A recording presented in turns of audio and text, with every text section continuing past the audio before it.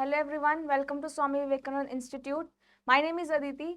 So today in this session we are going to discuss about some PYQs, previous year questions. तो यहाँ पर मैं आपके लिए क्वेश्चन लेकर आई हूँ related to your second unit which is food, nutrition and dietetics. So let's start with the first question. Choose incorrect option regarding the BMR. BMR के लिए हमें यहाँ पर स्टेटमेंट जो रोंग है वो देखनी है. तो फर्स्ट स्टेटमेंट जो है BMR is directly related to the surface of area.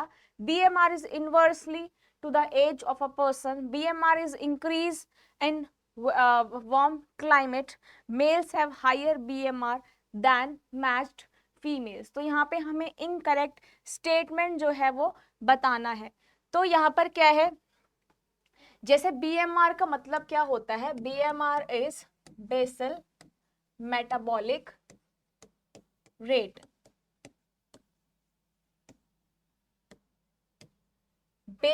Basal metabolic rate का मतलब क्या है कि जो भी हमारी बॉडी में जितनी भी रिएक्शंस परफॉर्म हो रही है उसमें कितनी एनर्जी लग रही है, that is calculated by BMR. तो BMR बहुत चीजों पे, बहुत सारे फैक्टर्स पे डिपेंड करता है. It depend on age, it depend on surface area, ठीक है, it depends on the environment, it depend on the temperature, it depend on the muscle mass. तो ये बहुत सारे फैक्टर्स हैं, इसमें और भी आपके यहाँ पर आते हैं, ठीक है, जेंडर भी आता है. तो ये सारे फैक्टर्स हैं जो BMR इन पे इफेक्ट करता है. BMR is basal metabolic rate, कितनी एनर्जी चाहिए किसी भी रिएक्शन को परफॉर्म करने के लिए. तो यहाँ पर फर्स्ट जो स्टेटमेंट है, BMR is directly related to the surface area, directly related to the surface area. ये स्टेटमेंट एकदम करेक्ट है, क्योंकि जब आपका ज्यादा सरफेस एरिया रहेगा उसको BMR ज्यादा चाहिए होगा, लेस सरफेस एरिया में BMR कम होगा. जैसे मोटे लोग हैं उनका BMR ज्यादा होता है क्योंकि उनकी बॉडी में ज्यादा टाइम लगता है ताकि केमिकल रिएक्शंस, जो आपकी केमिकल परफॉर्मेंस हो रही है उसमें एनर्जी ज्यादा चाहिए होती है. एज वेल एज अगर मैं थिन लोग की बात करूं तो वहां पर एनर्जी रिक्वायरमेंट कम होती है to perform a chemical reaction. तो it's directly proportional to the surface area. It is the correct statement. Now second option is BMR is inversely related to the age. ये क्या है, ये भी करेक्ट है, क्योंकि अगर BMR बढ़ता है तो अगर एज कम होती है तो BMR इंक्रीज होता है, ठीक है. जैसे अगर मैं बात करूं, अगर मैं एक एडोलेसेंट ले लूं या एडल्ट एज के लोगों को ले लूं, ठीक है, तो उनका BMR क्या है, ज्यादा मिलेगा, क्योंकि उन ज्यादा एनर्जी कंज्यूम करेंगे. BMR इजीली, उनका जो बॉडी मेटाबॉलिज्म है वो फास्ट होगा if I compare the metabolism of the older person. तो एज बढ़ेगी, BMR क्या रहेगा, डाउन रहेगा. अगर मैं बात करूं थर्ड स्टेटमेंट की, BMR is increased in warm climate. नहीं, क्योंकि क्लाइमेट का यहाँ पे, वार्म क्लाइमेट का कोई भी असर नहीं पड़ता. क्यों, अगर मैं कोल्ड टेम्परेचर की बात करूं, ठीक है, कोल्ड टेम्परेचर में यहाँ पे आपका टेम्परेचर क्या है, डाउन है, तो BMR रेट क्या हो जाएगा, BMR रेट इंक्रीज होगा in the cold climate, not in the hot climate. क्योंकि BMR जो है वो आपका क्या होता है, बेसल मेटाबॉलिक रेट. तो यहाँ पे टेम्परेचर डाउन होगा तो BMR क्या है, ठंड में बढ़ जाएगा. गर्मी में कोई इफेक्ट नहीं आता BMR का, ठीक है, क्योंकि आप जितने एनर्जी कंज्यूम कर रहे हो उतनी ही वो लॉस हो जाती है जल्दी. तो यहाँ पे वार्म क्लाइमेट में कोई इफेक्ट नहीं आता, लेकिन कोल्ड क्लाइमेट में BMR इंक्रीज होता है. Males have higher BMR than female. हाँ, मेन का ज्यादा होता है क्योंकि सरफेस एरिया ज्यादा है, मसल मास ज्यादा है as compare to the women.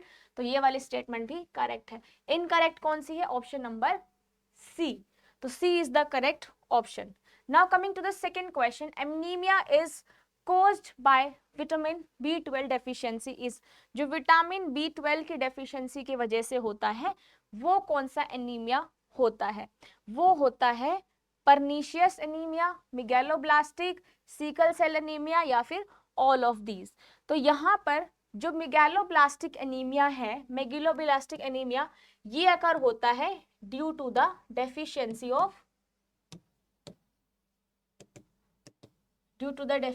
Of folate.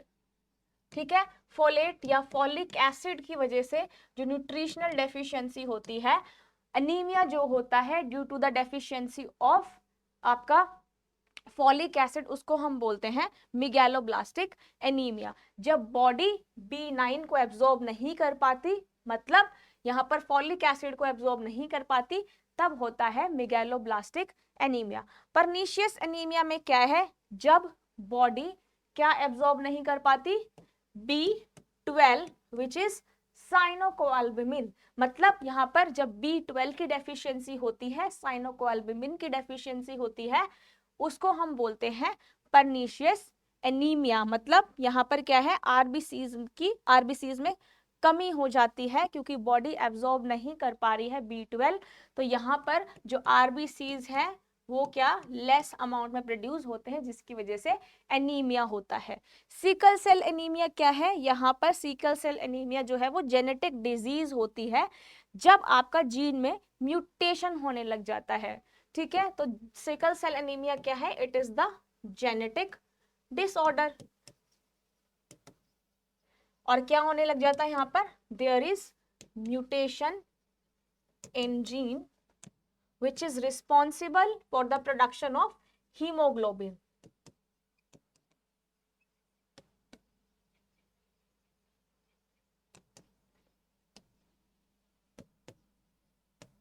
Which is responsible for the production of hemoglobin. तो जो जीन है जो कि हीमोग्लोबिन में हेल्प करता है प्रोड्यूस करने में, उसको उसमें म्यूटेशन होने लग जाती है, उसको बोलते हैं सिकल सेल एनीमिया। इसमें जनरली क्या है, सेल की जो शेप है वो चेंज हो जाती है। तो यहाँ पर क्वेश्चन में क्या पूछा है, आई होप ये तीनों टर्म आपको क्लियर हो गई होंगी।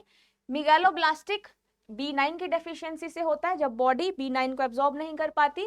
पर्नीशियस एनीमिया होता है B12 की डेफिशिएंसी की वजह से, जब बॉडी B12 जिसका मतलब साइनोकोअल्बुमिन है उसको एब्जॉर्ब नहीं कर पाती, तो पर्नीशियस एनीमिया होता है। And sickle cell anaemia is a genetic disorder, जब यहाँ पर म्यूटेशन होने लगता है जीन में। तो यहाँ पे विटामिन B12 की कौन सा है, pernicious anaemia. So option number B is the correct option answer. Now coming to the third question, access to test to access PEM in the children in early stage. PEM क्या है, protein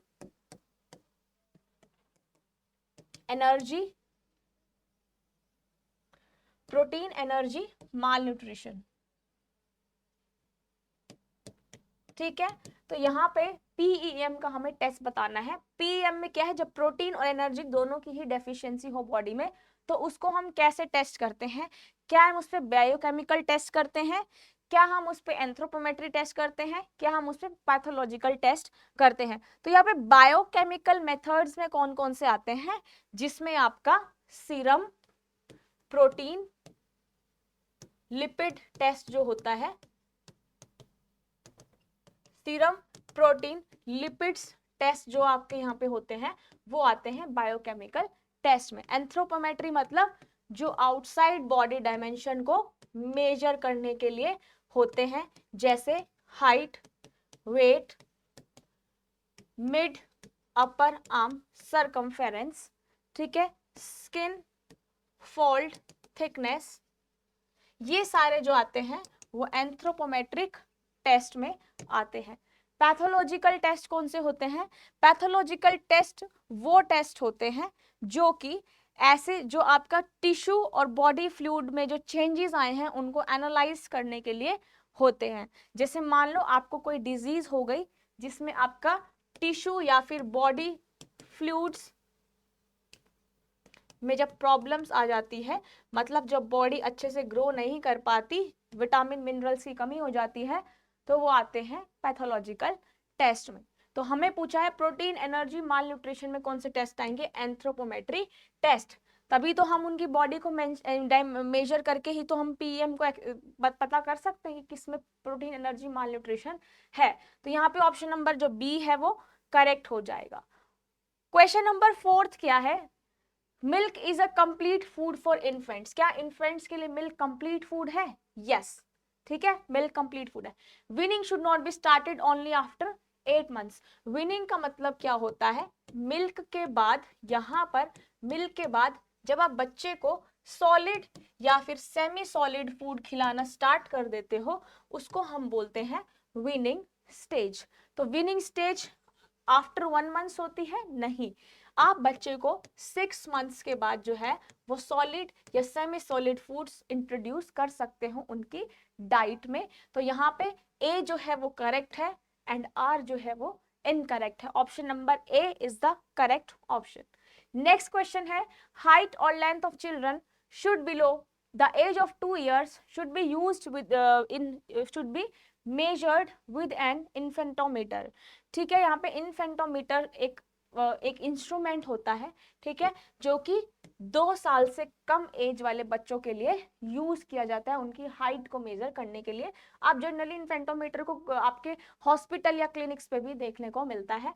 reason क्या है? In infantometer use for children who can not stand properly, क्योंकि 2 साल से कम as वाले बच्चे खड़े नहीं हो पाते पैरों पे, इसलिए उनकी जो हाइट है उसको हम इन्फेंटोमीटर से मेजर करते हैं। तो यहाँ पे both statement are correct. Option number D जो है वो करेक्ट यहाँ पर हो जाएगा। तो यहाँ पर इन्फेंटोमीटर जो है इन्फेंट की हाइट को मेजर करने के लिए यूज होता है। दोनों स्टेटमेंट क्या है? करेक्ट है। Now coming to the sixth question. Sixth question क्या बोल रहा है? जब अगर हम वेजिटेबल और फ्रूट्स कंज्यूम कर रहे हैं तो क्या वो हमें प्रोटेक्ट करते हैं डीजेनरेटिव चेंजेस से? क्योंकि ये क्या है, हमारे पास एंटी जो आपके फ्री रेडिकल्स है उनको डैमेज कर देते हैं, ठीक है। तो यहाँ पे जो डीजेनरेटिव चेंजेस आ रहे हैं बॉडी में उसको उससे प्रोटेक्ट करता है फ्रूट वेजिटेबल। ये स्टेटमेंट सही है क्योंकि इनमें एंटीऑक्सीडेंट प्रेजेंट रहता है जो कि फ्री रेडिकल्स को रिमूव करते हैं, मैंने आपको बता ही दिया है। तो फ्रूट वेजिटेबल में क्या है, एंटीऑक्सीडेंट प्रेजेंट रहते हैं जो कि आपका डीजेनरेटिव चेंजेस है बॉडी में उनको डिस्ट्रॉय करने में, उनमें जो भी बीमारी है, जो भी फ्री रेडिकल्स बन रहे हैं उनको डिस्ट्रॉय करने में हेल्प करता है। तो यहाँ पे दोनों ही स्टेटमेंट क्या है? करेक्ट है। ऑप्शन नंबर डी जो है वो करेक्ट हो जाएगा।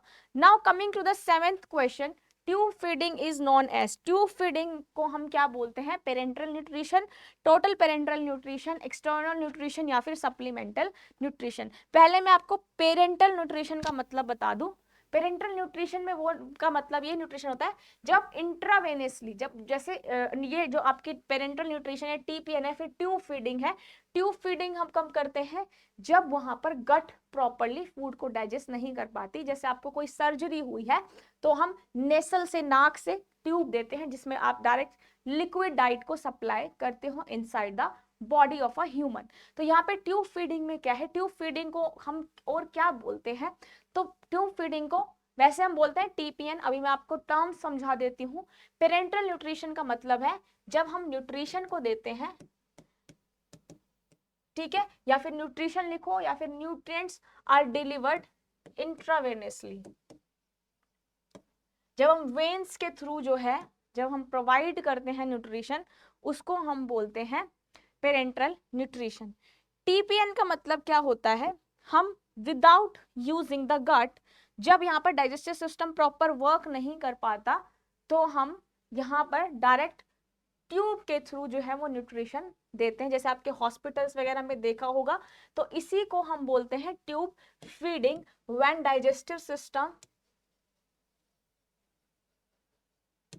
when digestive system is not working properly, तो तब हम करते हैं यहाँ पर ट्यूब फीडिंग, ठीक है। जब डाइजेस्टिव सिस्टम प्रॉपर वर्क नहीं कर पाएगा तो हम ट्यूब फीडिंग करते हैं जिसमें हम विदाउट यूजिंग द गट, गट को यूज नहीं करते और क्या करते हैं? डायरेक्ट न्यूट्रिशन को प्रोवाइड करते हैं, जैसे लिक्विड डाइट को through the tube. External nutrition का मतलब क्या है? जब आप कुछ और फूड दे रहे हो आपकी, जैसे हमने बच्चों को दिया था ना दूध के साथ, हम क्या कर रहे थे? सॉलिड फूड इंट्रोड्यूस कर रहे थे। ऐसे ही कुछ एक्सटर्नल न्यूट्रिशन आप प्रोवाइड करते हो, उसको आप बोलते हो एक्सटर्नल न्यूट्रिशन। सप्लीमेंटल क्या है? एक्सटर्नल मतलब जो बाहर से न्यूट्रिशन प्रोवाइड कर रहे हो, ठीक है, डायरेक्टली जो आप प्रोवाइड कर रहे हो। सप्लीमेंटल में अगर आप डाइट के साथ, जैसे आपने जूस लिया या मिल्क लिया, उसमें कुछ सप्लीमेंट ऐड कर दिया, उसको आप बोलते हो सप्लीमेंटल न्यूट्रिशन। तो यहाँ पर ऑप्शन बी जो है वो करेक्ट हो जाएगा। 8th क्वेश्चन यहाँ पर बोल रहा है, असर्शन है 24 hours dietary recall method is the most accurate method of the diet survey. सबसे गलत है, क्योंकि आप जो डाइटरी रिकॉल मेथड है कि डाइटरी रिकॉल मेथड आप एक चार्ट बनाते हो, यहाँ पे टाइम डालते हो और यहाँ पर अपना फूड डालते हो या फिर आपने जो भी मील ली है, 24 आवर्स का यहाँ पूरा डिटेल होता है, पर वो एक्यूरेट मेथड नहीं है, क्योंकि जरूरी नहीं है आपने फूड खाया हो स्किप कर दिया हो तो ये एक्यूरेट मेथड नहीं है। Food wastage can be measured by 24 direct, नहीं, फूड वेस्टेज को आप मेजर नहीं कर सकते हो, क्योंकि फूड वेस्टेज, अब यहाँ पे टाइम फ्रीक्वेंसी आप देख रहे हो कि कितने टाइम में क्या फूड खाया है, आप फूड नहीं भी खा सकते, फूड वहाँ वेस्ट भी हो सकता है, बट हम फूड वेस्टेज को मेजर नहीं कर सकते। तो ये सारे मैं आपको असेसमेंट मेथड भी पढ़ाने वाली हूँ, तो इसमें दोनों स्टेटमेंट जो है वो, तो इसमें दोनों स्टेटमेंट क्या है आपका इनकरेक्ट हो जाएगी, दोनों statement, sorry not correct, both statements are incorrect. तो यहाँ पे ऑप्शन नंबर बी जो है वो करेक्ट हो जाएगा। तो यहाँ पे ऑप्शन नंबर बी जो है वो करेक्ट हो जाएगा, दोनों स्टेटमेंट क्या है गलत है। Now coming to the question number 9, यहाँ पे बोल रहा है regular monitoring of weight gain in infants is one of the commonest method of their health assessment. क्या हमें रेगुलर मॉनिटरिंग करनी चाहिए वेट गेन के इन्फेंट्स में? बिल्कुल करेक्ट है, हम चेक करेंगे ना कि वो ओवरवेट तो नहीं हो गया, अंडरवेट तो नहीं है, तो हम टाइम टू टाइम क्या करते हैं, बच्चे में वेट गेन चेक करते हैं। It is expected that a healthy baby should double its weight in a year. क्या एक्सपेक्ट किया जाता है कि एक साल में बच्चे का वेट डबल हो जाए? नहीं। तो यहाँ पर स्टेटमेंट जो ए है वो करेक्ट है, बट आर जो है वो इनकरेक्ट है, इसलिए ऑप्शन नंबर ए जो है वो करेक्ट हो जाएगा। Now coming to the next question, following are the anthropometric method for assessment of nutrition status. कौन कौन से एंथ्रोपोमेट्री टेस्ट बताना है, नॉट पैथोलॉजिकल नॉट बायोलॉजिकल, क्या बताना है, एंथ्रोपोमेट्रिक, जो कि आपका related to the body dimension. कौन से है यहाँ पर, HB estimation, haemoglobin no, MUAC mid upper arm circumference, ठीक है, this is the anthropometry test, ये करेक्ट है। वेस्ट हिप रेशियो, ठीक है, ये भी करेक्ट है, जिसमें वेस्ट से हिप रेशियो मेजर करते हैं। Urinary iodine measurement, no, this is आपका biological test, this is come under biological. HB estimation come under pathological. Body mass index, जिसको आप BMI बोलते हो, दैट इज एंथ्रोपोमेट्रिक टेस्ट। तो यहाँ पर क्या हो जाएगा, B, C एंड E जो है वो करेक्ट आंसर हो जाएगा, ठीक है, B, C and E। Now coming to the question number 11th, diet rich in protein and sodium are recommended for chronic renal failure. Chronic renal failure के लिए क्या हमें ज्यादा से ज्यादा यहाँ पे प्रोटीन और सोडियम की डाइट देनी चाहिए? नहीं। रीनल फेलियर जब आपका किडनी फेल हो जाए, ठीक है, उसको रीनल फेलियर बोलते हैं, तो यहाँ पे क्या ज्यादा से ज्यादा प्रोटीन और सोडियम देना चाहिए? नहीं। क्रॉनिक क्रॉनिक क्या है, chronic failure patient exhibit symptom of uraemia and oedema. Uraemia का मतलब क्या है, जब किडनी जो है प्रॉपर फिल्टर नहीं कर पाती, when kidney is not able to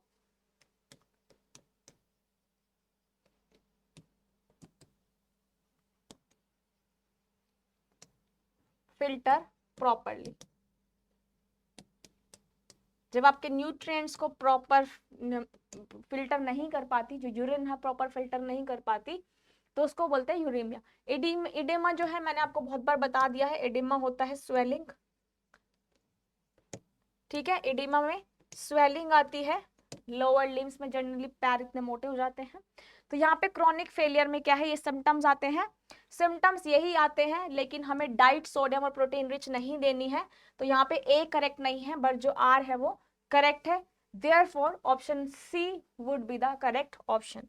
Now coming to the next question, ascorbic acid is essential for maintaining, ascorbic acid किस लिए जरूरी है यहाँ पर, कोलेजन फॉर्मेशन के लिए, it act as a coenzyme, हाँ कोलेजन फॉर्मेशन, जो हमारा मसल में कोलेजन मास प्रेजेंट रहता है उसके लिए स्कॉर्बिक एसिड जरूरी है, क्योंकि ये विटामिन सी है, तो विटामिन सी क्या है, rich in the citrus fruits, तो यहाँ पे कोलेजन फॉर्मेशन के लिए जरूरी है। कोएंजाइम की तरह भी एक्ट करता है, जब हमने पढ़ा था ना वाटर सॉल्युबल विटामिन जितने भी हैं वो सारे कोएंजाइम की तरह एक्ट करते हैं, तो vitamin C is ascorbic acid, it also act as a coenzyme. Blood clotting में हेल्प नहीं करता, क्योंकि ब्लड क्लॉटिंग के लिए विटामिन के हेल्प करता है, कौन सा था वो, फाइलोक्विनोन, ठीक है। एंटीऑक्सीडेंट की तरह काम करता है, रिड्यूसिंग एजेंट की तरह काम नहीं करता। A, B and D is the correct option, option number A जो है वो यहाँ पर करेक्ट हो जाएगा। Now question number 13, kwashiorkor child shows oedema of the lower limbs, kwashiorkor जो है that is occur due to the deficiency of proteins, ठीक है, एडिमा हो जाता है, स्वेलिंग हो जाती है लोअर लिम्स में, करेक्ट है। Kidneys are not able to excrete sodium thus causing water retention, क्या प्रोटीन का किडनी से कोई रिलेशन है, क्या बच्चों का किडनी, यहाँ पे जो आपका ये जो सिम्टम्स दिखाए हुए एडिमा उससे कोई रिलेशन है, किडनीज का नहीं है। तो किडनीज वैसे भी क्या है, इसमें लिखा है kidneys are not able to excrete sodium thus causing water retention, क्या वो सोडियम को एक्सक्रीट नहीं कर पाती, तो ये गलत है, क्योंकि वो सोडियम को भी एक्सक्रीट कर देती है, ठीक है। तो यहाँ पे असर्शन सही है बट रीजन जो है वो इनकरेक्ट है, तो इसलिए ए जो ऑप्शन है it would be the correct answer.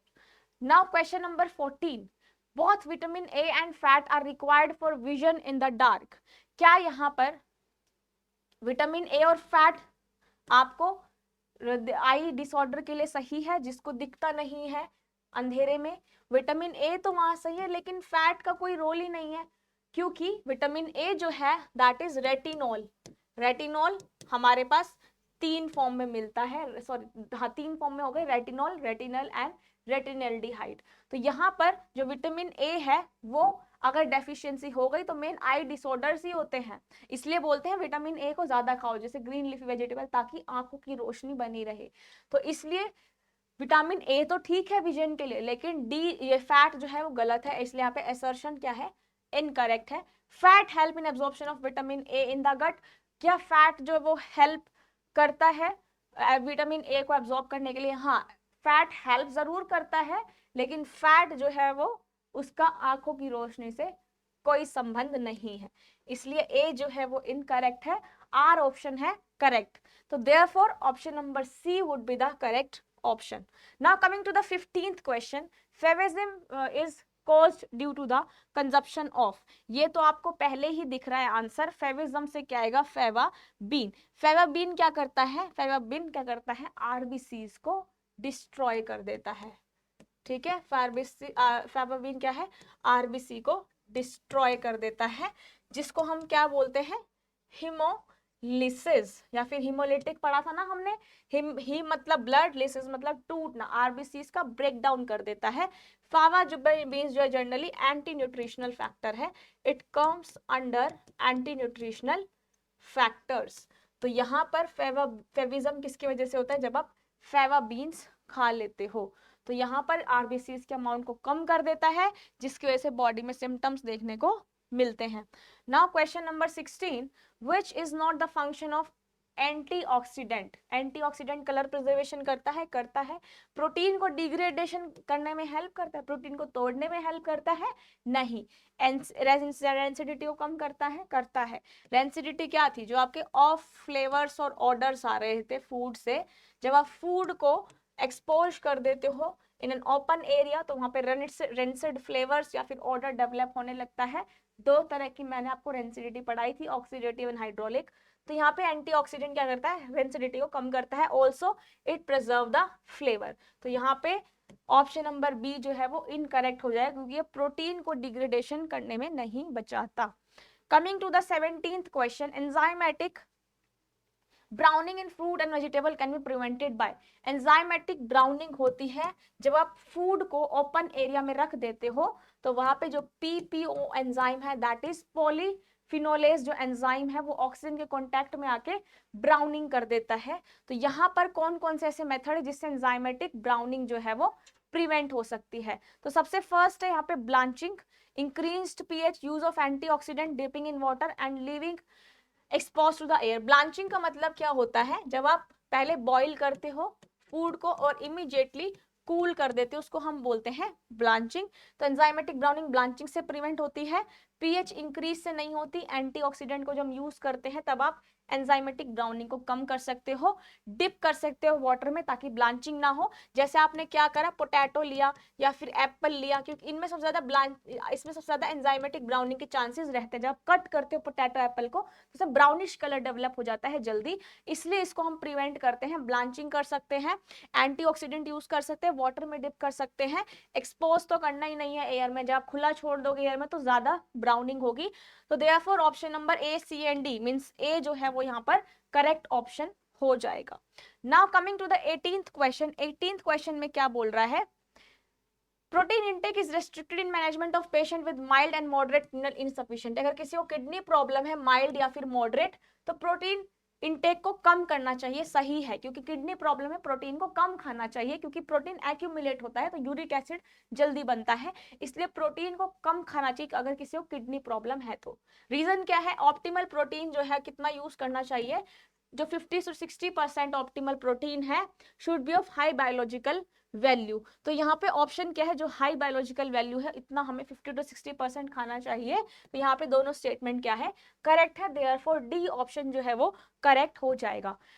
टेराटोजेंस का मतलब क्या है, टेराटोजेंस कौन से एजेंट्स होते हैं, टेराटोजेंस जो होते हैं adversely affect development, support development, improve development या फिर no effect on the development. तो जो टेराटोजेंस होते हैं वो आपके एनवायरमेंटल एजेंट्स होते हैं जो आपकी बेबी डेवलपमेंट को हिंडर करते हैं। जैसे यहाँ पे क्या आ गया, जैसे मान लो जो टेराटोजेंस है, अगर मैं बात करूं आपके, अगर बच्चे हैं या फिर आप एडल्ट स्टेज में ले लो, अगर वो स्मोकिंग कर रहे हैं, ठीक है, या फिर वो ड्रिंकिंग कर रहे हैं, तो स्मोकिंग हो गया, ड्रिंकिंग हो गया, टोबैको ईटिंग हो गया, ठीक है, या फिर आपका टोबैको ईटिंग हो गया, तो ये सारे होते हैं टेराटोजेंस। तो टेराटोजेंस क्या होते हैं, जर्नली किसको इफेक्ट करते हैं, यहाँ पर ऐसे इन्वायरमेंटल एजेंट्स जो कि दैट हिंडर्स द डेवलपमेंट, जो डेवलपमेंट को रोकते हैं।